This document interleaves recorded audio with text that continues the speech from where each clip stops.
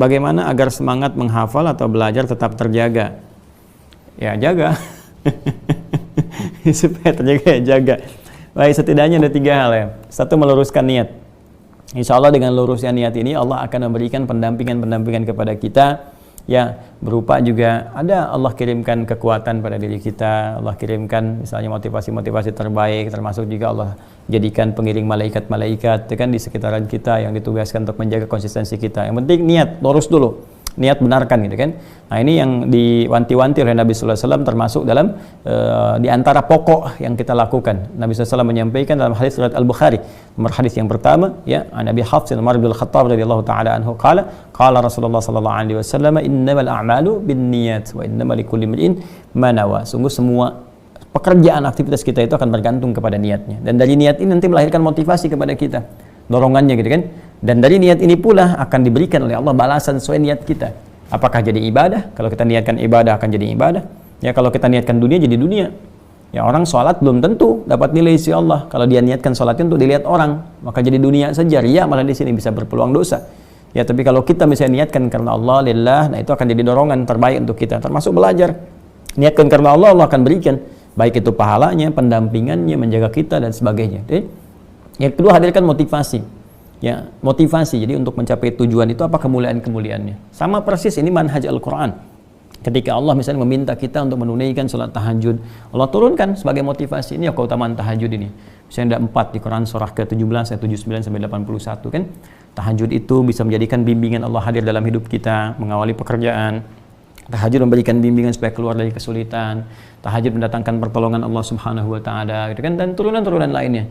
Ya, kemudian ketika kita akan tahajud, tuliskan, ya, misalnya di dinding ya, tempat kita misalnya tidur, di sampingnya ada dinding, kita bikin tuliskan, hey, kalau kamu tahajud dapat ini, dapat ini, dapat ini. Ketika miring ke kanan, kita melihat itu jadi motivasi untuk kita. Ya, Anda motivasi ingin menghafal Quran, apa tujuannya?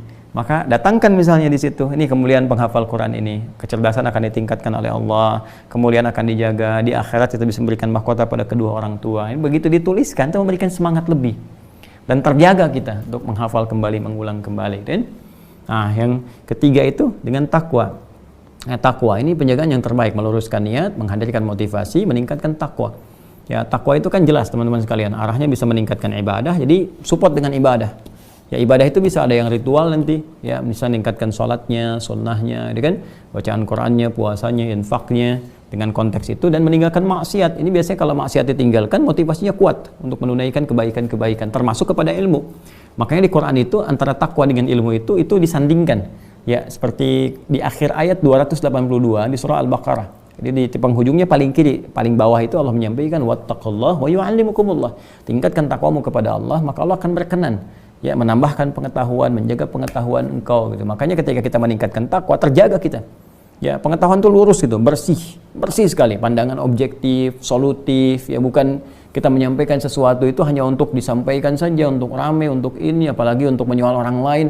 Ya, dan na'udzubillah kalau kita belajar, ternyata ilmu yang kita dapatkan itu di pembelajaran hanya digunakan untuk mencela orang lain, atau menyoal orang lain, atau merasa paling benar gitu kan, maka di situ ada yang salah prosesnya. Ilmu itu membantu kita untuk meningkatkan kualitas ibadah, mendekatkan diri kepada Allah Subhanahu wa taala, dan membuat kita lebih baik dalam setiap tutur, dalam setiap tindakan kebaikan. Jadi kalau ada ilmu itu dapat, tapi kemudian dengan itu kontraproduktif dengan apa yang kita lakukan, ya, termasuk celaan, malah menjadikan banyak permusuhan, ya, menjadikan banyak perselisihan, artinya ada yang tidak berkah di dalamnya.